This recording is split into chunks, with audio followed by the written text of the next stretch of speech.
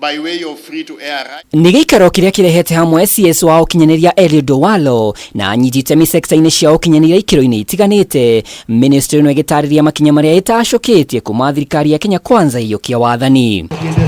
Kiambĩrĩria-inĩ gĩa kũmba thirikari, President William Ruto nĩ atĩtĩrithirie atĩ motungata ma thirikari nĩ megũturanĩrwo nenda-inĩ cia thirikari itemi-inĩ rĩa kũnyihia mũhatĩkano wa wabici-inĩ cia thirikari ona ciĩko cia ungumania. As at 31st, we managed to have fully digitalized a total of 5,084 services, and we had an official launch for this purpose.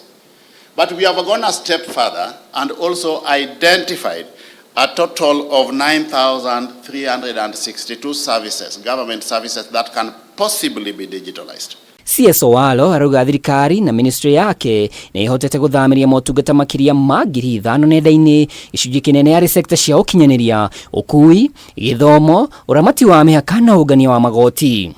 The Huduma number was meant to facilitate the development of an electronic population database. What we are saying today is that we need a virtual means through which government can confirm that you are whom you claim to be.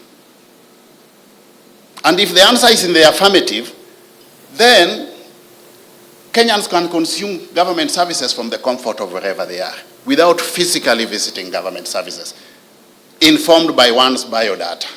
And that is the direction that we are going, to have a digital identity for all Kenyans. Na nĩguo kũgitĩra motungata maya, CS Owalo augĩte maũndũ mothe nĩ magitĩre amu nĩ gũthaganĩtie wabici ya kũramata ũgitĩri wa data, ũkũ akĩregana na riboti cia atĩ nenda cia thirikari itirĩ na ũgitĩri mũiganu thutha wa igeria ta rĩrĩ kiumia kĩhĩtũku. What happened is that there was an attempted attack on the E-citicen platform, among other platforms, including but not limited to those held in the hands of the private sector. But because we already had an elaborate risk mitigation framework around that space, it was unsuccessful. Ministry no iretira gũkinyanĩria ũtungata wa Wi-Fi ceceni-inĩ cia mũingĩ kũrĩa nginyagia rĩu ceceni 442 igathĩkĩtwo gũtambia internet, na igũrũ wa ũguo ceceni 179 cia ũthundũri ikambĩrĩrio.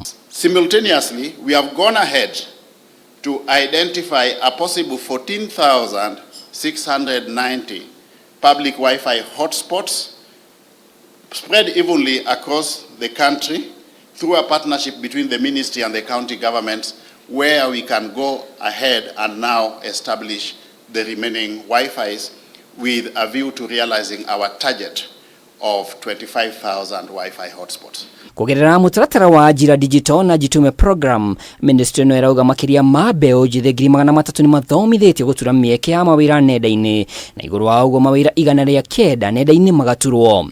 Gũkĩrĩ ũguo waraugĩte mũbango wa thimũ cia raithi ũrĩa weranĩirwo nĩ president wa ikereka-inĩ rĩa mũthia, CS akiuga thimũ ici nĩ igũteithĩrĩria gũkinyĩra namba nene ya Kenya motungata-inĩ nenda-inĩ. We're exploring the different means and ways through which we can enable the private sector to access incentives that are appropriate for them to be able to manufacture or assemble smart devices. And this starts from the tax regime that is being provided by government. And I think under the Finance Act, there's already an element that touches on incentives towards ensuring that local assembly of smart devices is enabled.